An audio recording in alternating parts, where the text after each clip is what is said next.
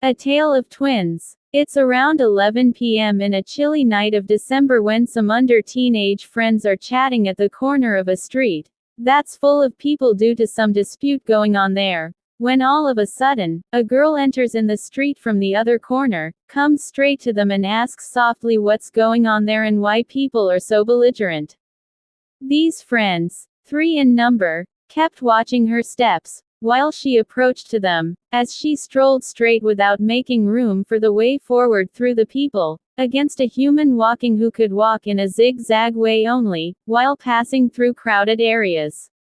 The space in front of her just expanded to make room for her and collapsed behind her when she has passed through that, as if she was made of some other matter or antimatter, as the scientists say, against the normal matter we are aware of in our day-to-day interactions that binds everything together, instead of repelling us, and we do not feel any resisting force while standing close to each other. It became difficult for these friends to stand at a hearing distance from her, to listen what she was talking about, as she was exerting a repelling energy on them and they have to move back a few yards to balance that deterring effect. They assumed she was a spirit girl, as her features were different from the locals and her body full of medieval times jewelry making weird sounds, while walking and her looks burning like a fire.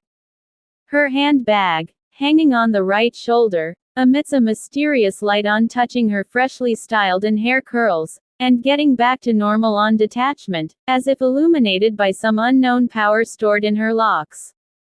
Contrary to other spirit girls, she looked quite friendly and invites these fellows to come to her mystic place, sometime, just across the road, where she lives with her mum and dad and a twin sister, Abigail, to witness their superpowers, like abrupt burnings of materials without ignition, teleportation to extreme distances without any visible means, extraordinary reverse jumping of a pet cat who can also sing songs, and if they could spare a few hours a nearby space island may be visited to enjoy parasailing of a different kind of aliens called illuminators, as they are made of light energy. She told her name is Annabelle before disappearing abruptly as a whirlwind moving towards the haunted house. It's a decades-old famous house abandoned by the residents due to frequent scary experiences like resounds of abrupt and crazy giggling from the trees in the backyard and unexpected illuminations through the windows, without any electrical connections there. Those were switched off if a person passes by the house and switched on again when they have moved away, so no one could see what's going on inside the house.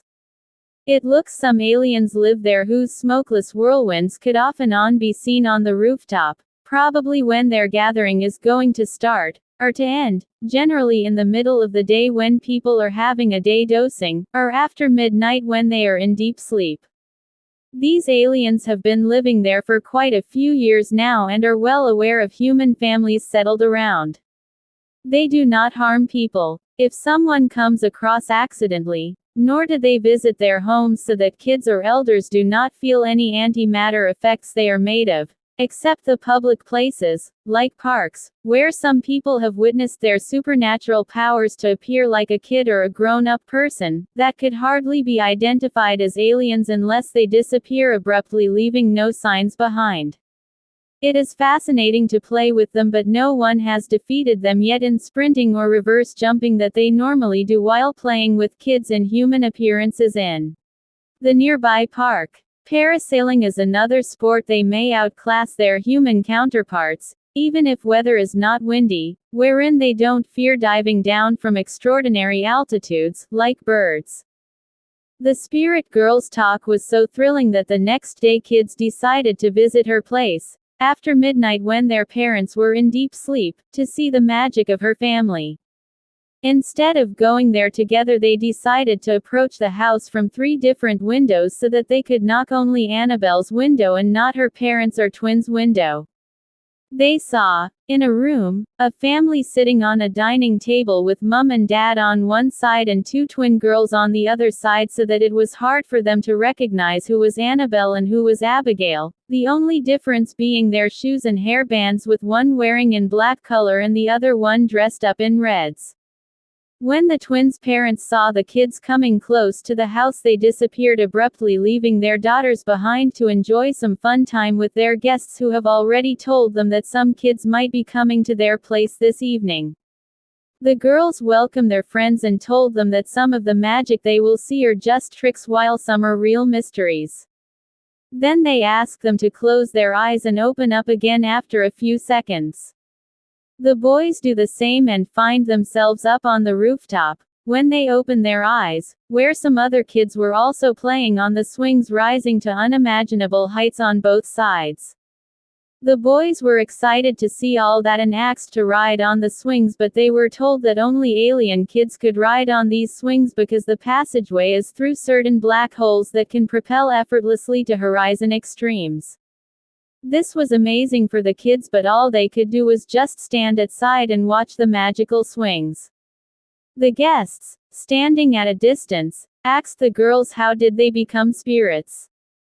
The girls said that in medieval times, around 400 AD, they were born in a human family, as twins, in this city, now called as Rome, that was once capital of Roman Empire at the brinks of River Tiber.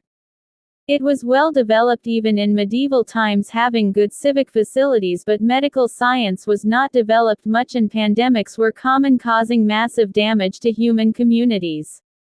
At that time people used to live within the walled cities, guarded by fortresses, for almost whole of their life, and it was rare to visit some other place or to move out of these towns. If a pandemic breaks out, as most of the time they were surrounded by one or the other opponent's army. In one such pandemic our parents passed away when we were just toddlers. This Illuminators couple, we are living with now, then adopted us and raised as their kids, and we call them as mum and dad. This was a strange experience for us as, being humans, we couldn't stand close to them and lived in a separate room unless we grew up, and they told us that we need to develop our spiritual strengths through overactivation of senses if we want to see mysteries of the world, cosmic wonders of aliens made of light, and other marvels of nature we hadn't have seen before. While living with this couple we became curious to see these wonders. They told us that we could live with a human body, but when our spiritual senses are activated we won't feel any influence of gravitational or other such forces and would be able to move freely on the earth or in space. That's how we acquired spiritual powers and started doing wonders that normal people can't do. Now our senses are overactivated and we feel possessed by metaphysical strengths and can fly anywhere in the universe without any resistance. We could never imagine that we will have that much liberty to move up to the horizons with so much comfort and ease. Now for the last 1.5 millenniums we have been moving all around the cosmos but still keeping our Roman identity. We dress up in medieval age costumes and styles and use the same pottery for infusing our drinks and visit this home, off and on, that was actually our living place at that time. We have seen the glory of this town at its peak when it was capital of the Roman Empire covering almost half of the world, that collapsed afterwards. Most of the culture we see in Europe now traces its roots back to Roman-style living.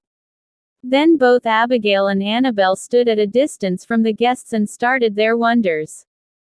First of all, Abigail ignited a tiny stone without any matchstick or a lighter. She did that by her fiery looks. The stone kept on burning till vanishing away, leaving no ash behind. This was a strange experience for the kids. They asked the twins how did they do that. Abigail, dressed up in blacks, stepped forward and told them that it was ignition with a sort of high-intensity ultraviolet light that their eyes can emit under super-excitation, if similar wavelength of moonlight in that range is matched with the wavelength of emitted from the eyes. Then the girls had a break from the magical tricks and offered a medieval-time drink, posca, brewed from vinegar and some juices of kids' choices, followed by a popular pizza and apple pie of that time. When the kids had finished midnight snacks, the girls again started their magic and call in a pet cat, Coco, to do some wonders of her own kind. She was excellent at reverse jumping, camouflaging her skin in differently colored stripes, and could sing like a girl. She displays a marvelous reverse jumping, almost revolving in a circle, and it looked if a rainbow was moving around a hollow space. The boys got stunned at that and asked the girls how can a cat display such a wonderful reverse jumping. The girls said don't be impressed. It's just a trick and not a real reverse jumping. When Coco came here she was camouflaged in a rainbow-colored ribbon wrapped around her body reflecting visible wavelengths of moonlight that your eyes can appreciate. She did reverse jumping just once to unwind the wrapped ribbon that's moving now in a circle using its stored energy while Coco is standing behind you. When she moved through your legs you couldn't see her because she reflects certain wavelengths beyond the visible light. While at your back she again wrapped herself up in another rainbow ribbon by rolling down on the floor that you may see now. Then the girls asked Coco to sing something before the boys leave for home as a gesture of honor. The girls told their guests that it's a Roman tradition to sing a song to see off the guests. Again it was astonishing for the kids to see a cat singing like a human being. The boys feel mystified with that and said this one seems to be a real magic as Coco was singing in Abigail's voice. Annabelle told them that Abigail has already sung that song and now they are just listening the echoes of the same while Coco isn't saying more than Maya on that suppressed in song's echoes and it looks if Coco is singing this sweet melody. Late in the night kids wanted to go home before their parents get awake. Annabelle, in red shoes, invited them to come tomorrow to watch some other wonders, like visiting some nearby space island. Then she asked them to close down their eyes and open again a few seconds later. After a pause they opened their eyes and found themselves back on the beds and fell asleep immediately. Next day kids again woke up just close to midnight and went to Annabelle's place who was waiting for them, along with Abigail, to visit a nearby space island to enjoy some cosmic wonders. She asked the kids to close down their eyes and open up again after a few seconds. When they opened their eyes they found themselves on a different planet in the open space. It was fascinating to have a view of the space and ultra-blue moon priming in cloudless skies. The boys were informed that this space island is 100,000 km away from Moon and inhabited by alien tribes, called Illuminators, who moved here from Earth millions of years ago when that was hit by a radiation storm rendering it unsuitable for their living. Now Earth's climate is adaptable and they are thinking to settle back there. These aliens are made of condensed light energy and different from the aliens living on Earth who are made of condensed sound energy. The kids could see Illuminators engaged in parasailing diving down from extraordinary high mountains. Kids were told that these aliens don't eat food or drink water as they can survive on light energy only. Very strong electrical and magnetic fields accompany these aliens and it's hard for human beings to stand close to them without overactivation of their senses. After staying there for some time the girls asked the kids to close their eyes so that they could be teleported back to their beds. While back on the beds kids fell into deep sleep since morning when they saw Mom standing close to their beds asking them to wake up and get ready for the school. They felt that they have been watching a dream all night. While in the school they share that dream with their friends in the break time and with that the story comes to the end.